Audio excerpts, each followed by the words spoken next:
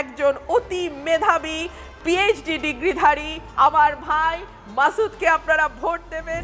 ভাই সব, আগামীর রাজনীতি নতুন রাজনীতি, আগামীর রাজনীতি পরিবর্তনের রাজনীতি, আগামীর রাজনীতি নতুন জেনারেশনের রাজনীতি।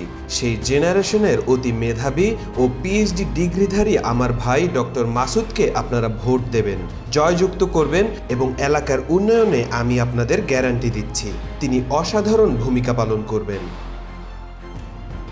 কথাগুলো খুব সহজভাবেই বলছিলেন বিএনপির সহ আন্তর্জাতিক বিষয়ক সম্পাদক ব্যারিস্টার রুমিন ফারহানা। ঈদ আড্ডা অনুষ্ঠানটির এক পর্যায়ে দীপ্তি চৌধুরী অতিথিদের বলেন, আজকে একটা গেম সেকশন আছে। গেমটা হচ্ছে, একজন যদি আরেকজনের নির্বাচনী ক্যাম্পেইনে অংশ নেন তাহলে কিভাবে প্রচারণা করবেন সেটি এখানে দেখাতে হবে। তখন পারফর্ম করতে গিয়েই রুমিন ফারহানা এসব কথা বলেন। এ সময় জামাত নেতা ডক্টর শফিকুল ইসলাম মাসুদ সামনে উপস্থিত ছিলেন। মিটমিট করে হাসছিলেন তিনি।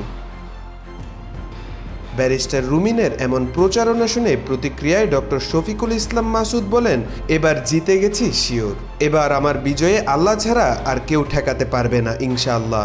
ডক্টর মাসুদের সঙ্গে সুর মিলিয়ে ব্যারিস্টার রুমিনও বলেন, ইনশাআল্লাহ, আমার মনে কোনো হিংসা নেই।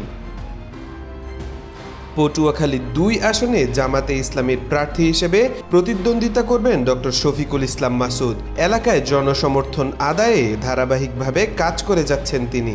ইতিমধ্যে মাসুদের পক্ষে এক ধরনের জনমত তৈরি হয়েছে। ব্যারিস্টার রুমিন ফারহানার নির্বাচনী ক্যাম্পেইনের অংশটুকু সামাজিক যোগাযোগ মাধ্যমে ছড়িয়ে পড়লে তা দ্রুত ভাইরাল হয়ে যায়। এ ধরনের আয়োজনকে অনেকেই ইতিবাচকভাবে দেখছেন এবং প্রশংসাও করছেন। একজন লিখেছেন, এ ধরনের প্রোগ্রাম অনেক বেশি হওয়া দরকার, তাহলে বাংলাদেশের রাজনীতিবিদদের নিজেদের ভেতরের দূরত্ব অনেকটাই কমে যাবে।